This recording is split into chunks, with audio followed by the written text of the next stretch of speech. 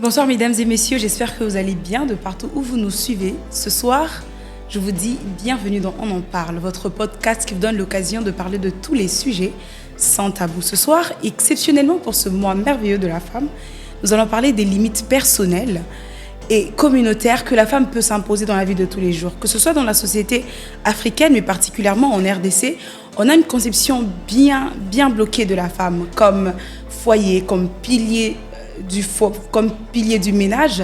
Et certaines fois, la femme tend à s'oublier, à se sacrifier, à se délaisser, à ne pas penser à elle.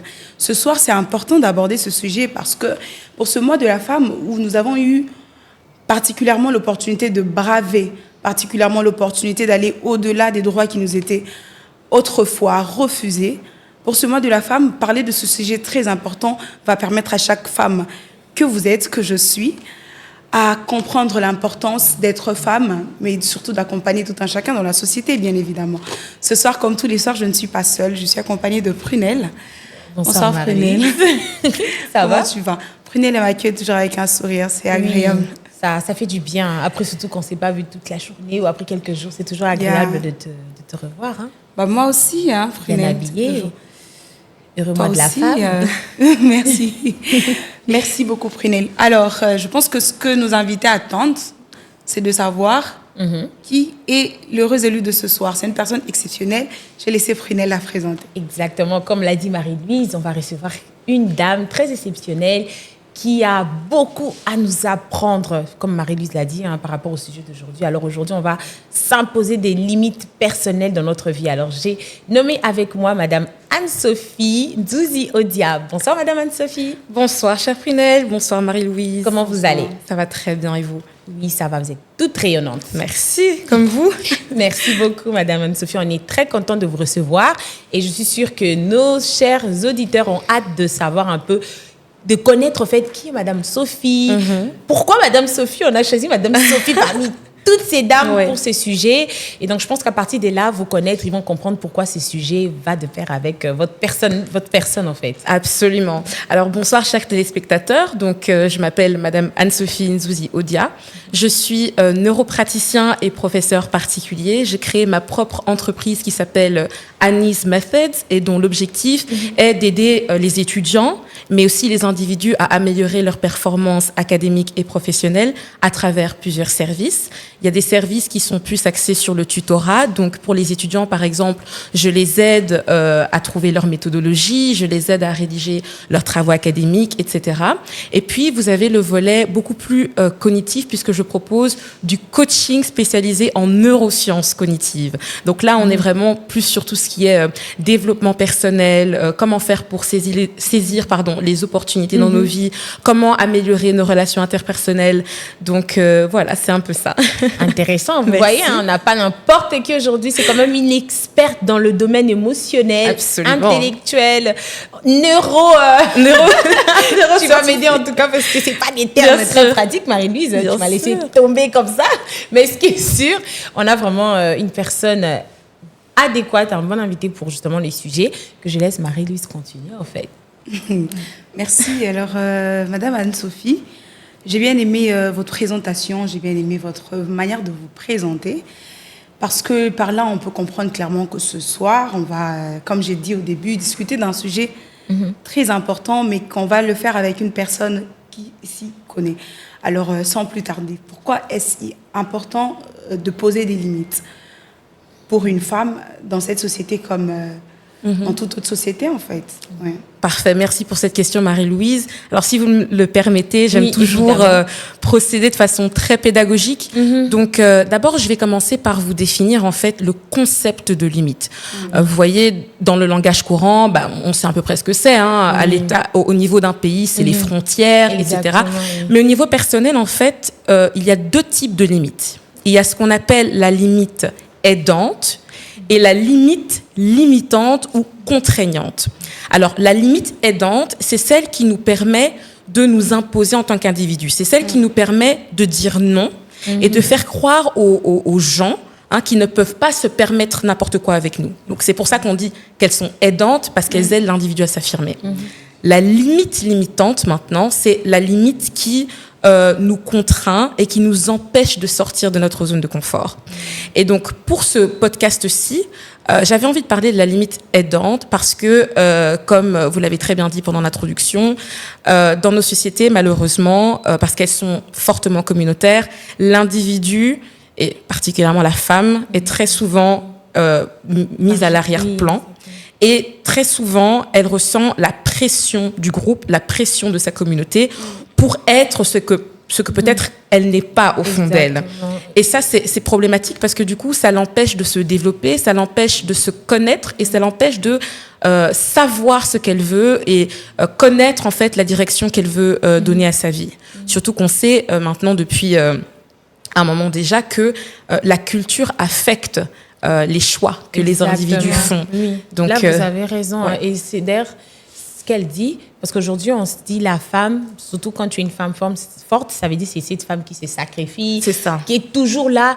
Donc, moi-même, des fois, j'entends des choses où, non, il faut amener ma maman, moi si, il faut supporter. Ouais. Donc, c'est-à-dire tout accepter. Donc, parce que tu es une femme, tu dois tout accepter. Donc, même si quelqu'un dans la famille fait un truc qui n'est pas bien, si tu essaies un peu d'en parler, c'est non, tu es une femme, écoute, voilà, moté ma maman. Et ça, c'est vraiment horrible parce que j'imagine pas les nombres de femmes, même dans le mariage, qui disent que je suis restée, bon, j'avais pas le choix et ça détruit beaucoup de vies et c'est important d'en parler parce qu'il faut mettre des limites, surtout avec nos familles africaines, il n'y a aucune limite. Aucune limite. Tu parles de limites aidantes, j'ai bien aimé parce que, oui, mais à un moment donné, pourquoi est-ce que c'est si difficile pour les femmes de poser ces limites-là? Parce qu'on est tous, on va dire, de la même mère.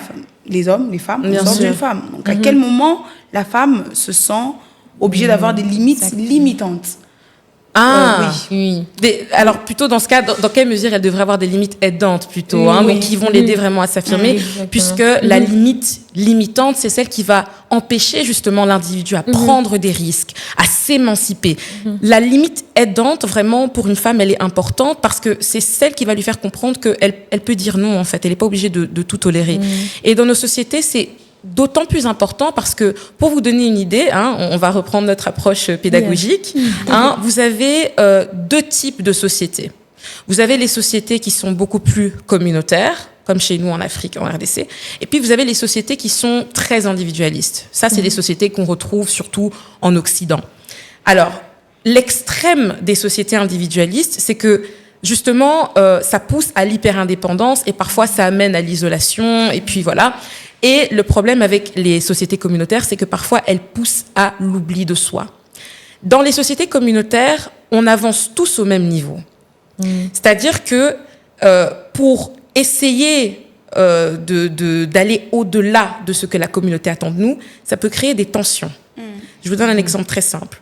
Vous avez remarqué quand quelqu'un de votre communauté réussit, tout à coup, derrière lui, c'est comme si on disait « Ah, comme tu as réussi, ok, maintenant tu vas nous porter en fait. » Ah oui, on dirait une obligation. C'est purement sociologique. Exactement. Donc en fait, c'est soit on avance ensemble, soit si toi tu avances, si toi tu as eu l'audace d'avoir dépassé les attentes qu'on avait de toi, pour les femmes, si tu as eu l'audace de dépasser les attentes qu'on avait de toi, donc tu as eu un diplôme, voilà, ok, maintenant tu vas nous porter. C'est toi qui vas prendre en charge toute la famille. Et ce qui est dramatique, c'est que dans notre communauté, bien que ce soit pas foncièrement mauvais, je tiens à le préciser, la communauté a tendance à infliger, imposer des espèces de normes, en fait, auxquelles chaque personne doit répondre pour prétendre toujours à cette communauté.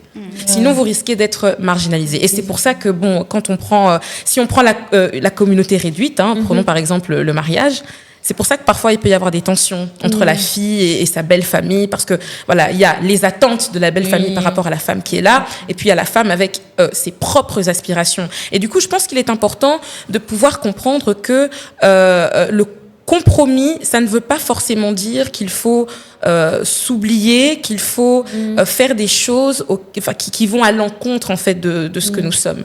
Mais bien sûr, c'est très connoté, parce que ça dépend vraiment des perceptions de tout à chacun. Oui, tout à chacun. À quel moment l'éducation qu'on reçoit chez nous à la maison dès le bas âge, parce qu'on va dire que c'est ça la base, c'est ce qui fait tout être humain. Mais j'aimerais aussi, parenthèse, que vous fassiez aussi quand même que vous releviez ce côté où les personnes qui ne naissent pas dans un cocon familial traditionnel avec un père et une mère. Pour revenir à ma question, du coup, qu'est-ce qui fait que l'éducation a quand même cette place importante? Je ne sais pas si j'arrive à vraiment bien me faire comprendre, mais j'aimerais qu'on fasse un point sur les limites limitantes cette fois-ci. Ok, d'accord. C'est-à-dire ces limites qu'on nous impose, les limites que cette société nous impose, mais qui ne nous aident pas. Très bien. J'ai bien compris, oui. Oui, c'est ça. À quel moment la famille, à quel moment la culture joue un rôle phare dans l'établissement de ces limites limitantes? Alors, il faut savoir que quand l'humain vient au monde, et qu'il évolue au sein de sa communauté, de sa famille, etc., beaucoup de ce qu'il voit à l'extérieur, il va le prendre pour lui, parce que ça va contribuer à sa construction identitaire. Si vous avez, vous avez toujours grandi dans un foyer où on ne vous a pas encouragé, où il n'y a pas eu de renforcement positif, forcément, pour vous-même, vous allez automatiquement vous dire qu'il y a des choses auxquelles vous ne pouvez pas prétendre. Parce qu'on ne vous aura jamais appris, justement, à prendre des risques. Et c'est ça qu'on remarque même avec les enfants qui sont issus des communautés, enfin des sociétés plus individualistes, c'est-à-dire qu'ils ont tendance à grandir dans des familles où, voilà, c'est les champions, on les encourage, on est là derrière eux. Tandis que dans les sociétés beaucoup plus communautaires, l'accent est très peu mis sur l'individu et sur ce que la personne peut réaliser. Et ça fait que, en grandissant, les individus deviennent presque peureux, en fait, de prendre des risques. On se demande si vraiment on a les capacités de faire ce qu'on aspire à faire. Donc, le milieu joue énormément. Et justement, comme on parle de limites limitantes, ça amène à ce qu'on appelle les croyances limitantes cette fois. Donc, la limite qu'on vous a imposée, elle devient une croyance. Vous y croyez dur comme fer. Et pour déconstruire ça maintenant, c'est très compliqué. Donc, je dirais que, oui, dans un sens, l'éducation est essentielle parce que dès qu'on inculque, dès le plus jeune âge, l'importance de s'émanciper, dès qu'il y a du renforcement positif, donc on encourage l'enfant, on fait attention à l'enfant, alors là, on a plus de chances de voir un individu adulte qui est beaucoup plus confiant, beaucoup plus résilient, beaucoup plus indépendant. Et d'ailleurs, moi, j'avais une question, enfin, je ne sais pas si c'est une question, mais on va dire une préoccupation par rapport justement, comme on parle des mariages, famille. Bien sûr. Mais j'ai l'impression qu'en Afrique, en général, je pense que ça... On a parlé de l'éducation, mais je trouve que nos mamans aussi, la façon d'élever les filles. Parce que je trouve qu'en Afrique, en RDC, on a tendance à éduquer la femme vraiment à fond. Non, tu dois être une bonne épouse, cœur de maman. Moi, je suis l'aînée, donc j'ai entendu ça toute ma vie. Cœur de maman, mouté, mamounene, tout ça, yo, moutokoboko, la bandeko na yo, tu vois. Et ça. Sans le savoir, tu as une pression. Bien sûr. Et donc, tu te dis, je dois tout faire pour les autres. Oui, et tu as tendance à oublier. Et j'ai l'impression que même nos mamans, je pense qu'elles aussi, elles ont vécu ça, elles se sont sacrifiées. Et à leur tour, c'est ce qu'elles donnent comme éducation aux jeunes filles. Elle s'est dit, non, moi, j'ai supporté ton papa toxique ou c'est là. Les mariages, les belles familles, vous avez parlé de ça aujourd'hui. Quand j'ai l'impression que tu te maries même plus avec l'homme, mais avec la famille. Parce que, en même temps, c'est culturel. Oui, c'est culturel, je refuse pas, mais je trouve que c'est quand même toxique dans le sens où tu n'es pas obligé de... en fait, on dirait qu'on te dit, quand tu te maries, tu dois plaire à tout le monde, à toute la famille. À tel point que le jour où tu dis non, aux belles-sœurs Mabé. C'est ça. Les jours, même avec des cousins, cousines. Moi, je me souviens, j'ai un petit témoignage, je ne vais pas citer vos cousins, mais c'est quand même choquant parce que il fait un truc, je condamne, je l'attrape, enfin, c'est vraiment grave. Et, ok, j'avais raison, c'est normal mon acte, mais je reçois l'appel d'une cousine qui est une femme comme moi qui était censée me comprendre. Elle me fait, écoute, c'est pas bien, tu as quand même humilié ton cousin, tu es une femme, tu aurais dû supporter l'amour dans la famille. Moi, j'ai posé une question, je dis, ok, l'amour de la famille. Et lui, l'acte qu'il a posé, est-ce qu'il a pensé à ce que moi, ça aurait pu me faire? Voilà. Donc, moi, je dois accepter parce que je suis une femme. C'est ça. Et je pense que c'est finalement ça, la solution, de penser à soi. Exactement. De prendre en compte ce qu'on est. Mais moi, je me dis, ça vraiment aussi des mamans. Je pense que les mamans doivent arrêter de dire ces genres de phrases aux filles. C'est ça. Parce que moi, ça va encore. Nous, ça va avec la modernisation, c'est bon. Mais quand tu entends tout le temps ça à une petite fille, elle va se dire que non, moi, je dois toujours mettre mes sentiments de côté. Garder tout ce que je ressens, donc je peux pas m'exprimer parce que je suis une femme. Moi, si j'entends même ça, ma grand-mère elle dit, moi si Azalaka qui m'y a réservé. Moi, si mais alors, c'est dingue parce que l'un n'empêche pas l'autre. Hein, tu peux. Voilà, j'allais même dire qu'est-ce qui fait que à quel moment ça devient mauvais. Voilà, mais je comprends pas. C'est à partir là maintenant que moi je ne peux pas comprendre parce que tu vois, on t'a dit ça et tu as l'impression que pour une femme c'est tu écoutes, tu exécutes, tu es soumise. Donc, on attend à ce que la femme soit très patiente et... Moi, j'appelle ça l'effacement. Hein. Voilà. Moi, en fait... Donc, derrière, vraiment, comme on dit, hein, la femme doit être derrière. C'est ce qu'on ne veut pas à côté. Tu dois être derrière. Et c'est vraiment et c'est dommage parce que, vous savez, là, j'ai l'impression que les gens mélangent tout, en fait. Quelqu'un peut être de nature très patiente, très posée, etc., mais ça ne veut pas dire qu'elle va se laisser marcher sur les pieds. Bien sûr, ici, on n'est pas en train de dire aux femmes, oui, révoltez-vous. Non, c'est pas ça qu'on dit. On dit simplement que dans un ménage, vous êtes à deux. Et l'empathie doit être réciproque. L'empathie, c'est se mettre à la place de l'autre pour pouvoir régler les problèmes. Tout comme toi, en tant que femme, oui, c'est vrai, tu vas écouter ton mari, tu vas respecter sa position en tant que chef de ménage, etc. Mais ça ne veut pas dire que tu dois te résigner et t'écraser. Bien sûr, il y a des façons de communiquer. Le but, c'est pas de hurler, etc. Mais ça, c'est vrai. Je trouve ça inconcevable qu'on pousse en fait les femmes au silence, comme si elles n'étaient pas des individus autonomes. On dirait qu'elles n'ont pas de sentiments. Dotés de réflexion. Vous savez, moi, j'ai une histoire qui m'a quand même assez choquée. C'est une personne que je connais qui a perdu un enfant. Et elle m'explique en fait que dans sa belle famille, on lui disait « Mais arrête de pleurer, t'as 4 autres enfants, pourquoi tu pleures ?» Et alors je lui dis mais je trouve ça très choquant parce que qu'elle en ait 4, 50 ou 15, ça reste une vie qu'elle a perdue. Mais on s'attendait tout de suite à ce qu'elle se remette en scène. Qu'elle soit forte, qu'elle ne montre pas ses sentiments. La femme doit toujours s'effacer. Mais ce qui était très beau, c'est que son mari, voyant la détresse de sa femme, a compris que voilà, de son côté, il pouvait peut-être essayer de faire certaines choses pour qu'elle se sente mieux. En fait, moi je trouve qu'il faut il faut que ce soit mutuel en fait. L'un ne devrait pas être forcé à l'effacement et à l'oubli pour l'autre. Et malheureusement, nous les femmes, et j'ai l'impression, c'est un peu dans notre nature nous aussi. On a vraiment une nature très, on est très patient, très complaisante. J'allais demander si c'est pas déjà. Bon, les hormones aussi, c'est pas neuro quelque chose. Oui, parce que les hormones, généralement, la femme, par rapport à l'homme, a déjà ce souci-là des autres, de prendre soin. Ça, c'est clair. Voilà. Maintenant, avec la société qui en fait de tonnes, donc tu deviens encore hyper sensible. Donc, maman n'a empathie. Tu peux pas dire non. Non, c'est ça. Non, tu dois faire tout. Et ça, c'est horrible. C'est bien, mais vraiment, moi, je trouve que les femmes devraient arrêter de vouloir plaire à tout le monde dans la famille de l'homme, par exemple. Parce que quand tu le fais, de toute façon... c'est pas que c'est pas ta famille, mais c'est des êtres humains. Ils vont toujours trouver quelque chose de mauvais en toi. Non, tu n'es pas bien quand tu es bien. C'est ça. Donc, arrête d'être la femme parfaite. Sois bien pour ton mari et tes enfants. Mais les autres personnes, je pense que soit tu dois t'accepter telle que tu es. C'est vrai qu'on va pas te demander d'être une garce ou une mauvaise femme, commencer à insulter les belles-mères, mais tu les respectes. Et je pense déjà les respects, c'est bon. Vous n'êtes pas obligé de vous aimer. Il faut être cordial. Là, tu dois dire oui, ta belle-mère te dit ça. Comment ça, on n'est pas obligé de s'aimer? Non, mais dans le sens que, aujourd'hui, je m'explique. Je trouve que dans nos sociétés, c'est quand tu te maries, il faut belle-sœur à Lingao, belle-maman, les frères. Donc, tu dois tout faire. On dirait que tu as il faut intégrer l'idée que on ne va pas forcément t'aimer. Tout le monde ne va pas t'aimer. Et tu n'es pas obligé. Mais voilà, donc tu ne dois pas te plier en quatre pour essayer de plaire. Il y a les respects, c'est bon. Parce que quelqu'un peut t'aimer, tu peux avoir de l'amour, mais on ne te respecte pas. Bien sûr.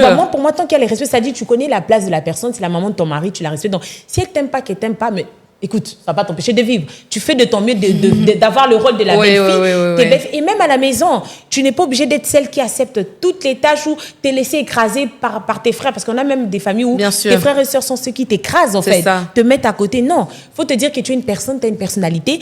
Si même ta propre famille, il y a des gens, c'est pas tout le monde, même il y a des parents, des fois, ils apportent plus d'amour à un enfant qu'à un autre. Ok, ça arrive, mais dis-toi que voilà, tu es un être humain, tu as des sentiments.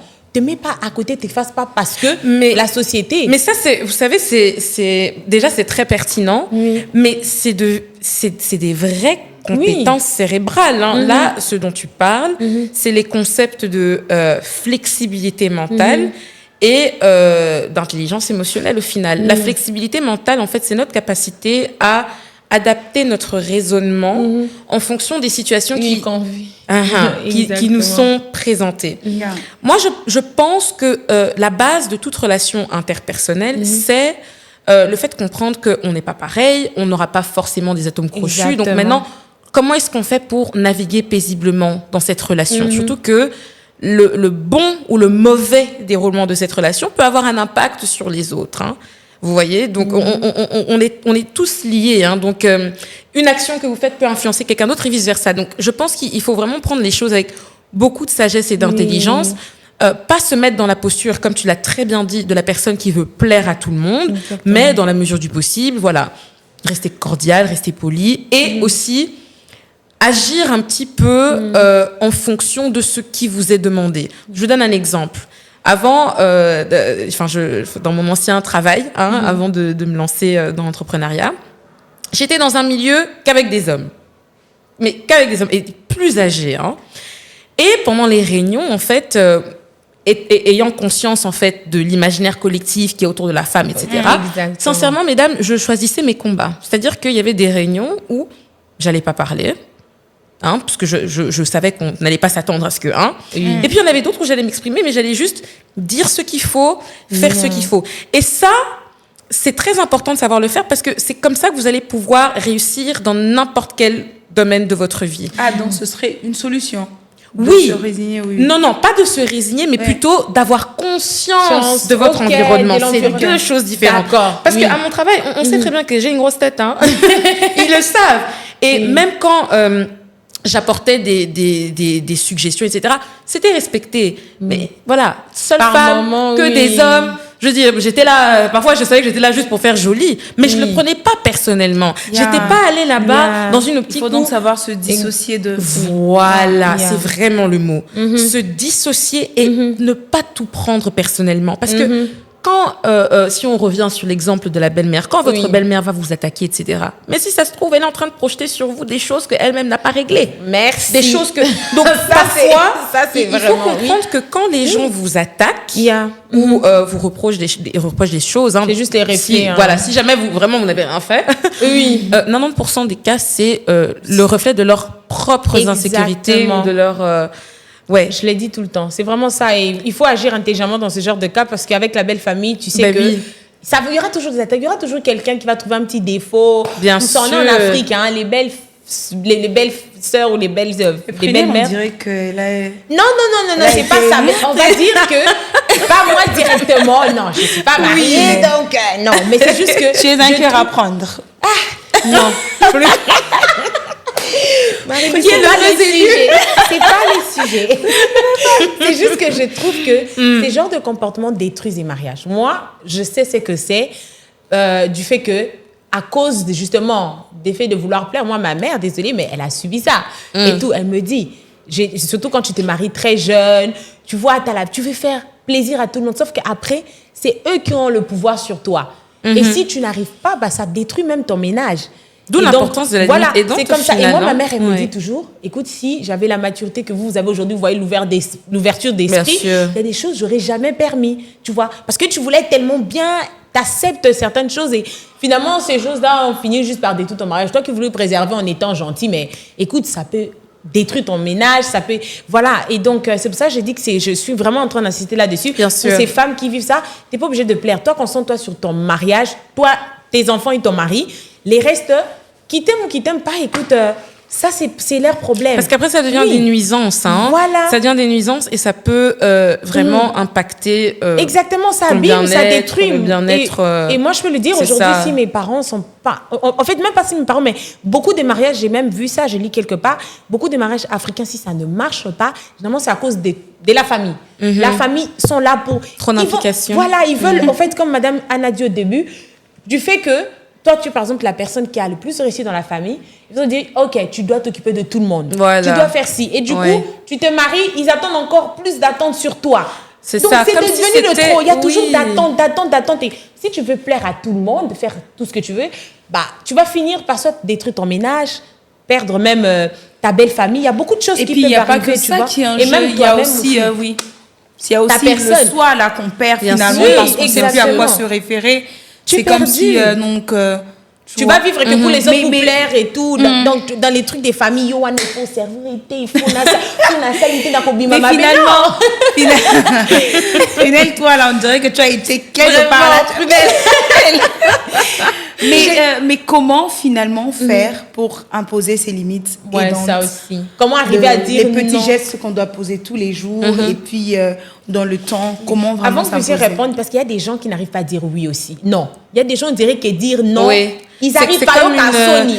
C'est comme un dilemme moral. Moi, j'ai une petite cousine, d'ailleurs, je l'ai beaucoup aidée, mais elle, même si elle n'était pas d'accord, elle va dire oui, elle va aller le faire. Mais entre-temps, Azo Nyonga, elle a même eu des petits problèmes de cœur. Pourquoi? Parce que une petite fille, elle n'arrive pas à dire non. J'ai dit, mais qu'est-ce qu'il y a? Non. En fait, c'est vraiment horrible. Et je me dis, pour ces genres de personnes, parce que d'autres, peut-être, c'est psychique. Il y a d'autres, peut-être, manque de personnalité, mais d'autres, on dirait que c'est psychique. Elle n'arrive pas à dire non. Oui. Qu'est-ce qui se passe? Comment faire pour cette personne, justement, qui est dans cette phase-là et par rapport à ça? Alors, déjà, moi, je pense qu'il faut un petit peu déconstruire la notion du non. Parce que j'ai l'impression que la négation, le non, c'est perçu comme quelque chose de très sec, très autoritaire. Je dirais peut-être pas méchant, mais ça suggère que vous n'êtes pas prêt à coopérer. Et c'est pour ça, en fait, que le non est un peu tabou. Et surtout, quand on rajoute à ça le fait que je pense que c'est dans la nature humaine de vouloir plaire, on dit même que c'est la première impression qui compte, dire non pourrait peut-être nuire à cette première impression. Ce qu'il faut comprendre, c'est que chaque fois qu'on refuse d'être dans une situation qui ne nous honore pas, on se choisit. C'est plus d'amour propre qu'on récolte pour soi-même. Moi, je pense que le fait de mettre des limites par rapport à ce que les gens peuvent vous faire subir ou pas, ce que vous tolérez par rapport à votre propre personne, pour moi, c'est un signal fort que vous êtes quelqu'un de confiant et de quelqu'un avec de l'amour propre. Et je sais que c'est particulièrement difficile dans nos sociétés parce qu'encore une fois, quand on est dans la communauté, malheureusement, c'est un peu comme si on oubliait que nous étions des individus dans cette communauté. La communauté, c'est comme si c'était une grosse machine qui fonctionnait comme un seul corps, alors que non, cette communauté est composée de plusieurs personnes. Et moi, je vais même aller plus loin, je vais même vous dire d'où ça vient.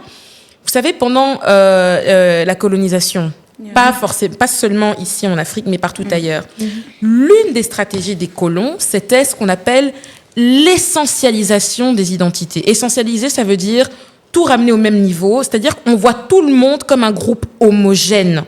Donc, c'est-à-dire que pour le colon, c'est pas Prunelle, c'est pas Marie-Louise, c'est des Noirs. Oui. C'est des femmes, c'est des Noirs.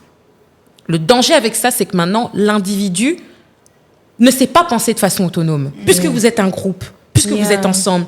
Donc, c'est normal que ce genre d'environnement favorise plus une inclination à dire oui que non, puisque vous avez toujours... Voilà, puisque c'est... Voilà, et c'est pour ça que quand... l'individu s'émancipe, c'est pour ça que ça crée toujours des réactions bizarres. Comment est-ce que vous êtes en train de grimper les personnes qui sont censées être vos amis, votre famille c'est comme si elles n'étaient pas contentes pour vous. C'est comme si elles se disaient, mais pourquoi elle, pourquoi pas moi? Exactement. Parce qu'elles n'ont pas compris que vous, malgré que vous êtes dans cette communauté-là, vous êtes des individus et que vous avez fait ce qu'il fallait pour aller là où vous vouliez aller. Non, mais ce que vous avez dit, c'est vrai. Et c'est dramatique. C'est un travail de déconstruction. Je pense que nos familles sont toxiques. Désolée, mais c'est les termes. Je pense que nos familles africaines, par moments, sont très toxiques. On dirait, comme vous avez dit, quand tu es celui qui sort un peu du lot, tu fais ceci, c'est là, soit Asimikisi. Voilà. Surtout c'est jamais... soit Asimikisi. Pourtant, les mêmes Kissi là vont vous aider. Et tout. Et de deux, c'est soit tu es bizarre, ils sont pas contents, comme vous avez dit. C'est vraiment quelque chose, et moi, en tout cas, je peux vraiment le comprendre parce que quand tu es différent, quand tu fais des choses à part, c'est soit on te décourage pour ce que tu veux faire. Voilà pourquoi moi, je ne dis même plus rien. Je pense que même pour nos familles, si tu as tes projets, il vaut mieux ne pas dire. C'est ça. Tu glows, tu fais. Parce que quand tu vas dire, tu vas recevoir de tonnes de découragement. Tu vas même te poser des questions si c'est ta famille ou si tes ennemis. C'est ça. Tu vois. Alors que tu as des personnes à l'extérieur qui vont t'encourager, qui vont voir ton potentiel, mais c'est rare. Hein. Il y a des familles, oui, qui ont des gens qui ont grandi avec des personnes vraiment qui les encouragent, mais c'est pas tout le monde. Tu vois, c'est pas tout le monde. Tout le monde, ce sera toujours mais est-ce que... Et l'effet de décourager, de ne pas être content, on dirait que, comme vous avez dit, on veut tous être... Si on est tous pauvres, toi, tu es la pauvre. Hein? Mais bien sûr, voilà. oui. Mais s'il y a un qui... C'est une sorte de soutien. Je vous donne un petit exemple. Vous savez, quand on était encore à l'école, voilà, peut-être que vous n'avez pas trop étudié pendant un examen, vous stressez, vous demandez à une copine, est-ce que tu as étudié? Et non, j'ai pas étudié. Oh, super. Vous voyez? Oh non, j'ai pas étudié. Quand tu viens en retard et que tu trouves une autre personne en retard. Voilà. Il y a mais l'humain trouve du réconfort dans ceux qui le ressemblent. Ceux qui ne lui ressemblent pas, va créer, va susciter en lui questionnement, rejet et parfois même haine. Mais c'est ça le racisme, c'est ça la colonisation, mesdames. C'est ça. La xénophobie, c'est ça. Ce qui ne me ressemble pas, ce qui n'est pas comme moi me fait peur. Ok. Donc on est dans ça. Ok. Mais au niveau communautaire, vous voyez ce que je veux dire? On trouve du réconfort dans ce qui est similaire à moi.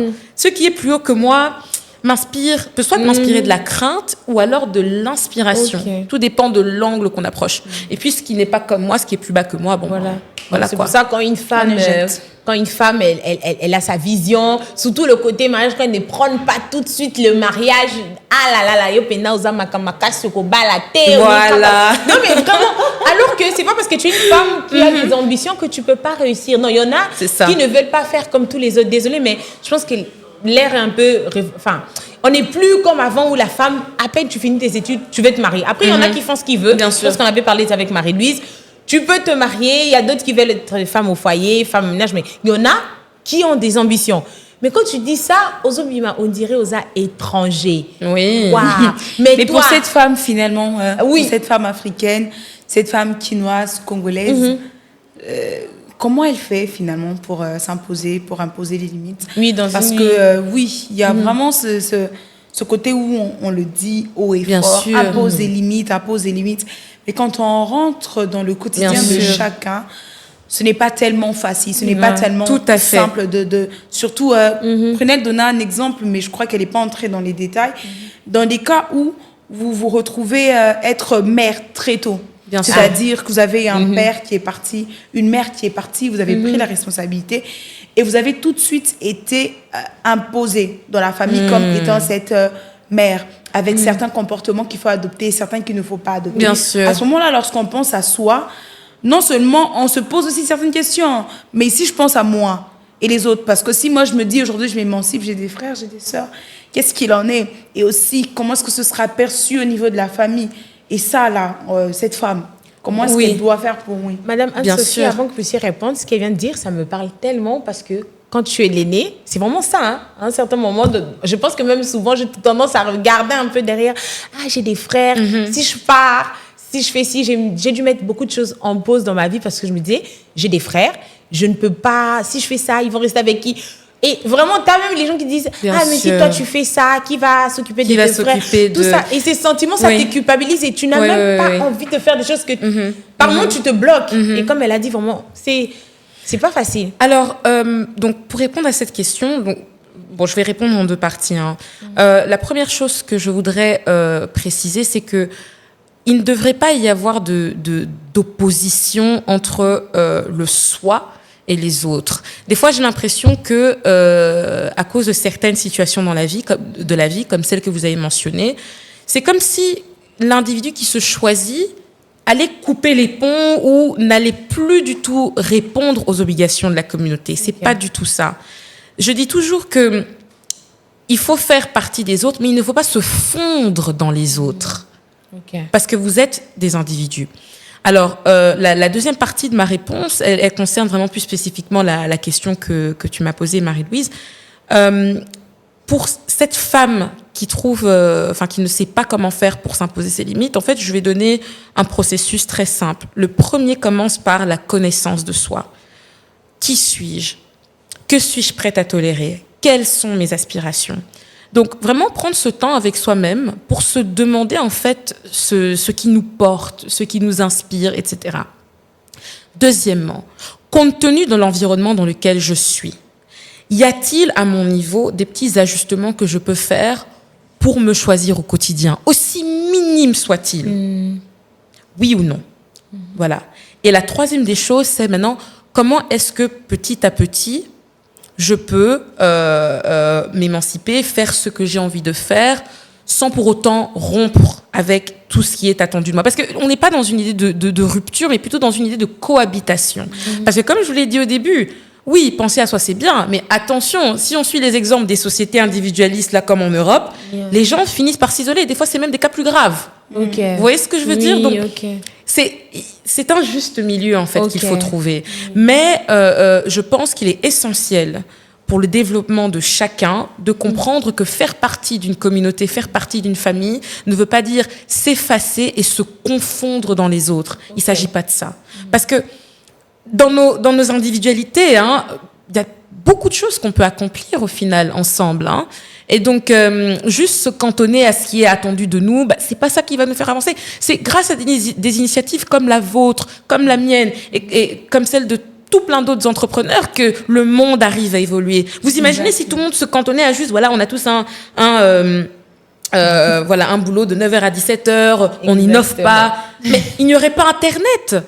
Il n'y aurait pas, on n'aurait pas inventé l'écriture, on n'aurait pas. Vous voyez ce que je veux dire? Donc, comment dire, think outside of the box. Voyez plus loin que le bout de votre nez, mais ça ne veut pas dire que vous allez rompre. Et si malheureusement vous êtes dans un environnement où les gens ne vous comprennent pas, mais qu'il en soit ainsi, parce que flash news, pas tout le monde va vous comprendre, et c'est ok parce qu'on est tous différents. Exactement. Mais c'est encore une fois faire preuve d'intelligence et de flexibilité, savoir maintenant comment je peux me comporter, agir un peu en connaissance de cause avec cette personne qui ne me comprend pas, qui ne pense pas comme moi.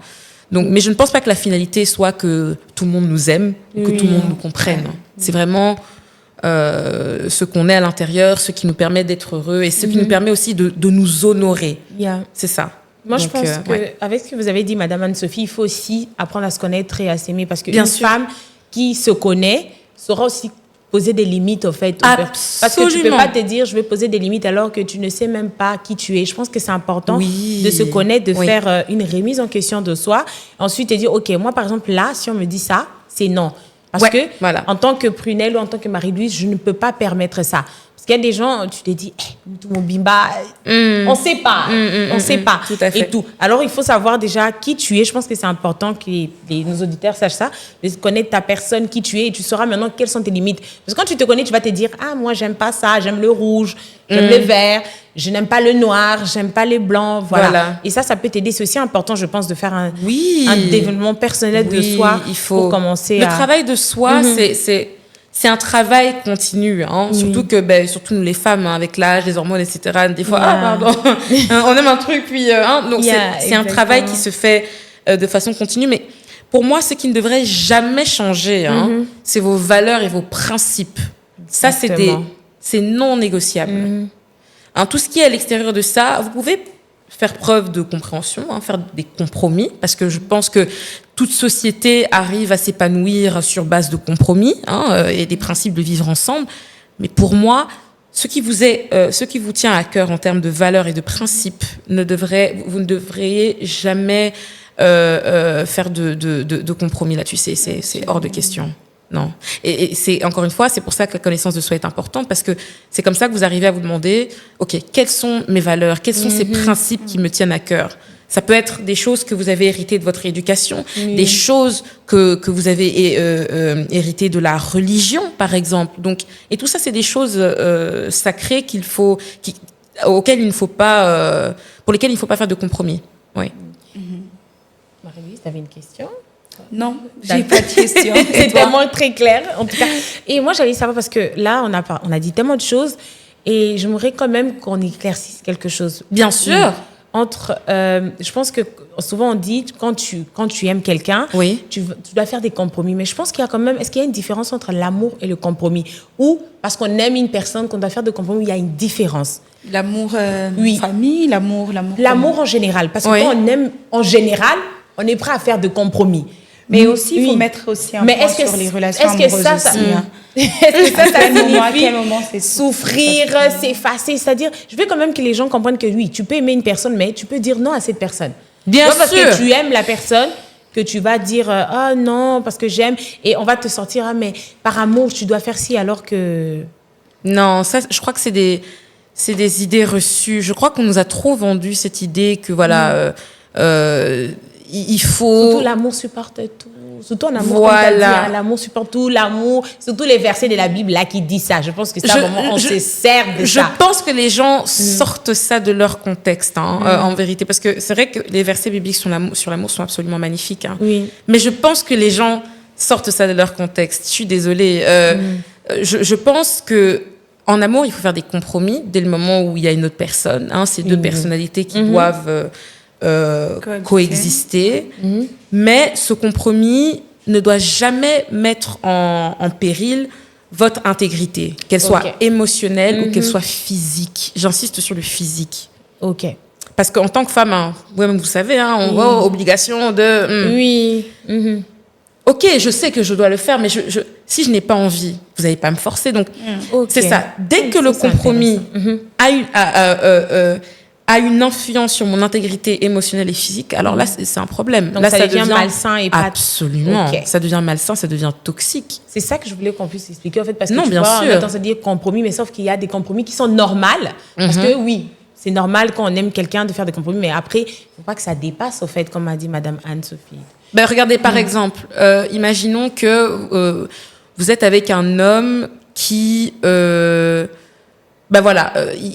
avez les cheveux longs, et il veut que vous coupiez vos cheveux. Est-ce que c'est vraiment un compromis que vous seriez prêt à faire? Parce que c'est quelque chose qui porte atteinte à votre intégrité physique. C'est vos cheveux. Oui. Est-ce que vraiment, par amour, vous devriez couper vos cheveux? Je sais que c'est tiré par les cheveux, mais c'est des vraies situations. Parce qu'on pense que dès le moment où on est avec quelqu'un, certains pensent que ils ont le droit sur leur apparence, sur leur personnalité. Non, moi, je suis d'avis que dès qu'on se met avec une personne, quelque part, on les prend comme elles sont. Donc, voilà. Pour moi, c'est ça. À retenir, chers téléspectateurs, le compromis ne devrait jamais mettre en péril votre intégrité physique ou émotionnelle. Si c'est un compromis sur, vous êtes de deux confessions différentes, une fois sur deux, vous allez à l'église protestante, l'église catholique. Ça, c'est génial, parce que ça favorise de vivre ensemble. Mais si c'est comme, votre mari n'aime pas les cheveux longs, vous devez vous couper les cheveux, ou alors... ou alors, vous décapez, vous mettez de la crème éclaircissante. J'aime pas que tu mettes les jupes, j'aime pas que tu mettes ci... Voilà. Mais encore une fois, malheureusement, c'est un message universel, mais c'est propre à l'interprétation de chacun. Il y a des choses qui vont être plus tolérables que d'autres en fonction des personnes. Et encore une fois, c'est pour ça que la connaissance de soi est importante, parce que c'est comme ça que vous allez, dès le départ, savoir si avec telle personne, ça ne marchera pas. Oui, exactement. Intéressant. Jake, ta réponse aux relations? Mais oui, bien sûr, j'ai eu ma réponse aux relations, parce que finalement... C'est la base, aujourd'hui, surtout pour nos jeunes filles, nos jeunes adolescentes. Bien sûr. Adolescentes, qui viennent après nous. On a fait l'exercice, on a fait l'effort de nous connaître. On a fait cet effort d'aller au-delà de ce que nous a imposé la société. Mais elles ont beaucoup de difficultés. Et c'est pour ça que c'est très important quand même, ce qu'elle a dit, Madame Anne-Sophie, sur l'importance de se connaître, de poser des limites, de savoir se dissocier, mesdames, s'il vous plaît. Vraiment comprendre ça et savoir que, à partir du moment où ça touche à mon intégrité, ce n'est pas bien. Exactement. Et je pense que ça peut s'exprimer de la plus simple des manières. C'est comme une voix, peut-être. Vous êtes dans une situation où vous vous sentez mal à l'aise. Absolument. On vous demande de faire quelque chose. En tout cas, là, je parle des relations amoureuses. Vous êtes dans une relation avec un homme et tout, qui a des attentes au-dessus de vos capacités. Et ça peut être même dans votre intimité, dans votre vie sexuelle et tout. Tu es très contrainte à faire certaines choses. Tu sens en toi que c'est...